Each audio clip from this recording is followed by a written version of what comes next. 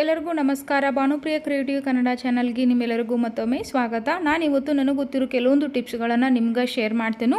ಅದಕ್ಕಿಂತ ಮುಂಚೆ ನೀವು ನನ್ನ ಚಾನಲ್ಗೆ ಹೊಸದಾಗಿ ನೋಡತ್ತಿದ್ರೆ ದಯವಿಟ್ಟು ಸಬ್ಸ್ಕ್ರೈಬ್ ಮಾಡ್ಕೊಂಡು ನೋಡ್ರಿ. ಇನ್ಯಾಕ್ ತಡ, ಸಿಂಪಲ್ ಆಗಿರೋ ಕಿಚನ್ ಟಿಪ್ಸ್ಗಳನ್ನು ನೋಡ್ಕೊಂಬರೋನು ಬರ್ರಿ. ನೋಡ್ರಿ, ಇವಾಗ ಸಕ್ಕರೆ ಡಬ್ಬಿ ಒಳಗೆ ಸಕ್ಕರೆ ಹಾಕಿರ್ತೀವಲ್ಲ, ಅಲ್ಲಿ ನಾವು ಕೆಲವೊಂದು ಸಾರಿ ಏನಾಗ್ತೈತಿ, ಕೈ ತೆಪ್ಪಿ ಒಂದು ಸ್ವಲ್ಪ ನೀರು ಹನಿ ಕೈದಿಂದ ಹಾಕೋದು ರೂಢಿ ಇರ್ತೈತಲ್ಲ ಕೆಲವೊಬ್ರು. ಹಾಗಾಗಿ ಕೈ ತಣ್ಣಗಿರುವುದ ಕೈಯನ್ನು ಹಾಕಿದಾಗ ಅದು ಸಕ್ಕರೆ ಗಂಟು ಆಗ್ತೈತ್ರಿ. ಇಲ್ಲ ಇರ್ಬಿ ಆಗೋ ಸಾಧ್ಯತೆ ಇರ್ತೈತಲ್ಲ, ಆ ರೀತಿ ಆಗಬಾರ್ದು, ಸಕ್ರೆ ಗಂಟು ಆಗಬಾರ್ದು, ಫ್ರೆಶ್ ಆಗೇ ಇರಬೇಕು ಅಂದ್ರೆ ಒಂದು ಸಿಂಪಲ್ ಆಗಿರೋ ಟಿಪ್ಸ್. ನೀವೇನು ಸಕ್ಕರೆ ಡಬ್ಬಿ ಇರ್ತೈತಲ್ಲ, ಆ ಡಬ್ಬಿ ಒಳಗೆ ಒಂದು 3-4 ಲವಂಗನ ಈ ರೀತಿ ಹಾಕಿಬಿಡ್ಬೇಕ್ರಿ. ಲವಂಗನ ನಾವು ಹಾಕಿದ್ದೀವಿ ಅಂದ್ರೆ ಯಾವುದೇ ಕಾರಣಕ್ಕೂ ಇರ್ಬಿ ಬರಂಗಿಲ್ಲ, ಮತ್ತು ಸಕ್ರೆ ಗಂಟು ಆಗ್ತಿರ್ತೈತಲ್ಲ, ಆ ರೀತಿ ಗಂಟು ಆಗಂಗಿಲ್ಲ. ಒಂದು ಸಾರಿ ಇದನ್ನು ಟ್ರೈ ಮಾಡಿ ನೋಡಿರಿ, ಭಾಳ ಅಂದ್ರೆ ಭಾಳ ಯೂಸ್ಫುಲ್ ಐತಿ. ನೀವು ಒಮ್ಮೆ ಈ ಟಿಪ್ಸನ್ನು ಫಾಲೋ ಮಾಡೋದು ಮಾತ್ರ ಮರಿಲಕ್ಕ ಹೋಗಬೇಡ್ರಿ. ಇದೇ ರೀತಿ ಸಕ್ರಿದ ಇನ್ನೊಂದು ಟಿಪ್ಸ್ ಐತಿ, ಅದನ್ನು ನಾನು ನಿಮ್ಮ ಜೊತೆ ಶೇರ್ ಮಾಡ್ತೇನೆ. ನೋಡ್ರಿ, ಇವಾಗ ಬಾತ್ರೂಮ್ ಒಳಗೆ ಕೆಲವೊಂದು ಕಡೆ ಮಳಿ ಬಡಿದು ಇಷ್ಟ ಆಗಂಗಿಲ್ಲ, ಅಂದ್ರೆ ರೆಂಟ್ ಮನ್ಯಾಗ ಇರಾಗ ಮಳಿ ಅದು ಬಡಿಯು ಅಲವ್ ಇರಂಗಿಲ್ಲಲ್ರಿ. ಅಂದ್ರೆ ಬಾತ್ರೂಮ್ದಾಗ ಕೆಲವೊಂದು ಬಾತ್ರೂಮ್ದಾಗ ಸ್ಟ್ಯಾಂಡ್ ಇರ್ತೈತಿ, ಅಂದ್ರೆ ಕವಾಟ್ ಅಂತಾರಲ್ಲ, ಆ ರೀತಿ ಇರ್ತೈತಿ. ಕೆಲವೊಂದು ಕಡೆ ಇರಂಗಿಲ್ಲಲ್ರಿ.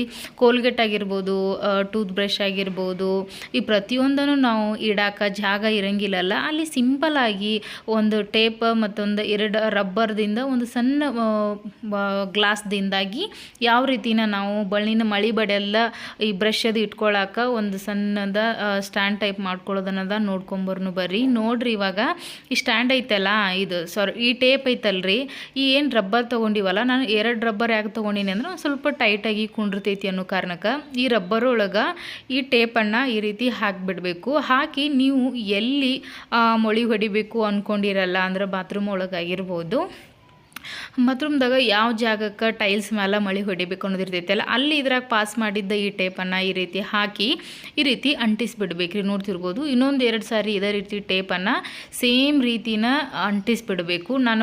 ನಾನೇ ವಿಡಿಯೋ ಮಾಡೋದ್ರಿಂದ ನಂಗೆ ತೋರ್ಸೋಕ್ಕಾಗವಲ್ತು. ಈಗ ಅಂಟಿಸಿಲ್ಲ, ಅದರೊಳಗೆ ಈ ರಬ್ಬರನ್ನು ಈ ರೀತಿ ನೋಡ್ರಿ, ಆ ರೀತಿ ಈ ಗ್ಲಾಸನ್ನು ಹಾಕೊಂಡ್ಬಿಡೋನು. ಆದಷ್ಟು ಗ್ಲಾಸ್ ತೆಗ್ಗಿರು ಅಂದ್ರೆ ಹೋಲ್ ಜಾಸ್ತಿ ಇರೋ ಗ್ಲಾಸ್ ತೊಗೊಂಡ್ರು ನಡಿತೈತಿ. ಈ ರೀತಿ ಸ್ವಲ್ಪ ಸಣ್ಣದು ತೊಗೊಂಡ್ರು ನಡಿತೈತಿ. ನಾನು ತೋರ್ಸಾತೀನಲ್ರಿ, ಅದೇನು ಬೀಳಂಗಿಲ್ಲ, ಏನಿಲ್ಲ, ಟೈಟಾಗೇ ಕೊಂಡಿರ್ತೈತಿ. ಈ ಟೈಲ್ಸ್ ಏನೈತಿ, ಈ ಟೇಪನ್ನು ಜಾಸ್ತಿ ಅಂಟಿಸ್ಕೊಂಡ್ಬಿಡ್ತೈತಲ್ಲ, ಆ ರೀತಿ ಟೈಟಾಗಿ ಕೊಂಡಿರ್ತೈತಿ, ಅದೇನು ಬೀಳಂಗಿಲ್ಲ. ನೋಡ್ತಿರ್ಬೋದು ಎಷ್ಟು ಲುಕ್ ಅನ್ನಿಸ್ತೈತಿ. ಮಳೆ ಹೊಡಿದ ಟೈಲ್ಸ್ ಹಾಳಾಗ್ತೈತಿ ಅನ್ನೋದಾದ್ರೆ ಈ ರೀತಿ ಮಾಡಿರಿ. ಸಿಂಪಲ್ ಟಿಪ್ಸ್ ಐತಿ. ಮತ್ತು ನಾನು ಆವಾಗ ಹೇಳಿನಲ್ರಿ, ಸಕ್ಕರೆಯಿಂದ ಇನ್ನೊಂದು ಟಿಪ್ಸ್ ಹೇಳ್ತೀನೋ ಅಂತ.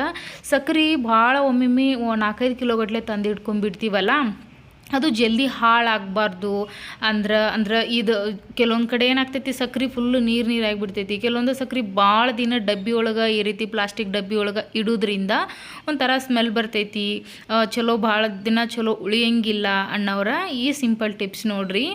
ಕೊಬ್ಬರಿ ಚಿಪ್ಪು ಏನಿರ್ತೈತಲ್ಲ, ಆ ಚಿಪ್ಪನ್ನು ಈ ರೀತಿ ಸಣ್ಣಂಗೆ ಒಂದು 3-4 ಇದು ಚೂರು ಮಾಡ್ಕೊಂಡು ಇದ್ರಾಗ ಹಾಕೊಂಡ್ಬಿಟ್ಟಿವಂದ್ರೆ ಯಾವುದೇ ಕಾರಣಕ್ಕೂ ಸಕ್ಕರೆ ಕೆಟ್ಟ ಸ್ಮೆಲ್ ಬರೋಂಗಿಲ್ಲ. ಎಷ್ಟು ತಿಂಗಳು ಬೇಕಾದರೂ ವರ್ಷಾನ್ಗಟ್ಲೆನೂ ನೀವು ಇದನ್ನು ಯೂಸ್ ಮಾಡ್ಬೋದು. ಇದನ್ನು ಏನು ಗಂಟಾಗಂಗಿಲ್ಲ, ಏನಿಲ್ಲ.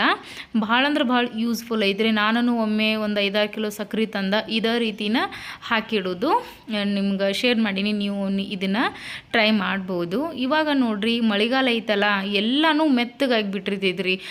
ಇದು ಬೆಂಕಿ ಪಟ್ಟಣ ಆಗಿರ್ಬೋದು, ಪ್ರತಿಯೊಂದು ಇಂಥವು ಐಟಮ್ಗಳು ಸ್ವಲ್ಪ ಮಾಡಿ ಹಾಕಿದಾಗ ಈ ರೀತಿ ಆಗ್ತಾವಲ್ಲ, ಇದನ್ನು ನಾವು ಹಚ್ಚಿ ಕಡ್ಡಿ ಕೊರೆದಾಗ ಅದು ಹತ್ತಂಗಿಲ್ಲ. ನೋಡಿ, ಈ ರೀತಿ ಹತ್ತಂಗಿಲ್ಲ ಅಂದಾಗ ಇದು ಸಿಂಪಲ್ ಆಗಿರೋ ಟಿಪ್ಸ್. ಇದ್ರ ಮಗ್ಗೆ ಏನಿರ್ತೈತಲ್ರಿ, ಆ ಮಗ್ಗಿಗೆ ವ್ಯಾಸ್ಲಿನ್ ಯೂಸ್ ಮಾಡ್ತೀವಲ್ಲ ನಾವು ಮನ್ಯಾಗ, ಆ ವ್ಯಾಸ್ಲಿನ್ದಿಂದ ಆರಾಮಾಗಿನ ನಾವು ಈ ಬೆಂಕಿ ಪಟ್ಟಣದನ್ನು ಹಚ್ಕೋಬಹುದು. ಸುಮ್ಮ ವೇಸ್ಟ್ ಮಾಡೋಕ್ಕಿಂತ ಈ ರೀತಿ ನೀವು ಒಮ್ಮೆ ಟ್ರೈ ಮಾಡಿ ನೋಡ್ರಿ. ನಾನು ವ್ಯಾಸ್ಲಿನ್ ತೊಗೊಂಡೇನಿ. ಇವಾಗ ಒಂದು ಸ್ವಲ್ಪ ಈ ವ್ಯಾಸ್ಲಿನ್ ಒಳಗೆ ಒಂದು ಸ್ವಲ್ಪ ಹಾಕೋಬೇಕು, ಜಾಸ್ತಿ ಯೂಸ್ ಮಾಡೋಕ್ಕೆ ಹೋಗಬೇಡ್ರಿ. ನಾನು ತೋರ್ಸತ್ತೀನಲ್ಲ, ಅಷ್ಟು ಹಾಕಿರ ಸಾಕು. ಅದನ್ನು ಇವಾಗ ನಾವೇನು ಕಡ್ಡಿ ತೊಗೊಂಡಿರ್ತೀವಲ್ರಿ, ಇದು ಬೆಂಕಿ ಹಚ್ಚಬೇಕಾದ ಕಡ್ಡಿನ, ಅದಕ್ಕೆ ಇದನ್ನು ಹಚ್ಕೊಂಡ್ಬಿಡೋನು. ನೋಡಿರಿ, ಈ ರೀತಿ ಒಂದು ಸ್ವಲ್ಪ ಹಚ್ಕೊಂಡ್ಬಿಟ್ರೆ ಸಾಕು, ಇಷ್ಟ.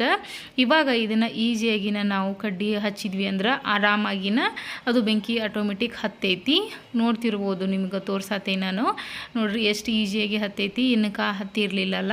ಭಾಳ ಸಿಂಪಲ್ ಟಿಪ್ಸ್. ನಾನು ಶೇರ್ ಮಾಡೋ ಟಿಪ್ಸ್ ನಿಮಗೆ ಇಷ್ಟ ಆಗ್ತಾವೋ ಇಲ್ಲೋ ಅನ್ನೋದು ಕಾಮೆಂಟ್ ಮಾಡಿ ಹೇಳ್ರಿ. ಹಂಗೆ ಲೈಕ್ ಮಾಡೋದು ಮರಿಲಕ್ಕೆ ಹೋಗಬೇಡ್ರಿ. ಇವಾಗ ಲಾಸ್ಟ್ ಟಿಪ್ಸ್ ಏನಪ್ಪ ಅಂದ್ರೆ, ನಾವು ತಲೆ ಹಿಕ್ಕುವಾಗ ಎಣ್ಣೆ ಹಚ್ಚಲ್ದನ ನಮ್ಮ ತಲೆ ಜಿಡ್ಡು ಆಗಿರ್ತೈತಲ್ರಿ, ಅಂದ್ರೆ ತೊಡಕು ಅಂತಾರೆ ನಮ್ಮ ಕಡೆ. ತೊಡಕಾಗಿರೋದನ್ನು ನಾವು ಈಸಿಯಾಗಿನೇ ತೆಗಿಬೇಕು. ಭಾಳ ಜಗ್ಗಿ ಹಿಕ್ಕುದ್ರಿಂದ ಕೂದಲೂ ಹರಿದು ಬರ್ತೈತೆ, ಎಲ್ಲ ಕಟ್ಟಾಗಿ ಬರ್ತಾವಲ್ರಿ. ಹಂಗೆ ಆಗಬಾರ್ದು. ಕೂದಲಿಗೆ ಎಣ್ಣೆನ ಹಚ್ಚಲ್ದನ ನೀಟಾಗಿ ಬರಬೇಕು ಅಂದ್ರೆ ಬಾಚಣಿಕೆಗೆ ಅಂದ್ರೆ ಹಣಿಗೆ ಅಂತಾರೋ, ಹಣಿಗೆಗೆ ನಾವು ಈ ರೀತಿ ವ್ಯಾಸ್ಲಿನನ್ನು ಒಂದು ಸಾರಿ ಈ ರೀತಿ ಹಚ್ಚಿ ಕೂದಲನ್ನು ನಾವು ಬಾಚುಗೋದ್ರಿಂದ ಈಸಿಯಾಗಿ ತೊಡಗು ಬಿಡ್ತೈತ್ರಿ. ಬೇಕಾದ್ರೆ ನೀವು ಈ ಟಿಪ್ಸನ್ನು ಫಾಲೋ ಮಾಡಿರಿ, ಭಾಳ ಅಂದ್ರೆ ಭಾಳ ಯೂಸ್ಫುಲ್ ಐತಿ. ನೀವು ಎಣ್ಣೆನೂ ಹಚ್ಕೊಂಡಾಗ ಆಗಂಗಿಲ್ಲ, ಈಸಿಯಾಗಿ ಕೂದಲು ಕಟ್ ಆಗಲ್ದನ ಬಿಡಿಸ್ಬೋದು. ಈ ಎಲ್ಲ ಟಿಪ್ಸ್ಗಳನ್ನು ಯೂಸ್ ಮಾಡೋದು ಮಾತ್ರ ಮರಿಲಕ್ಕೆ ಹೋಗಬೇಡ್ರಿ. ವಿಡಿಯೋ ನೋಡಿದ್ದಕ್ಕಾಗಿ ಧನ್ಯವಾದಗಳು.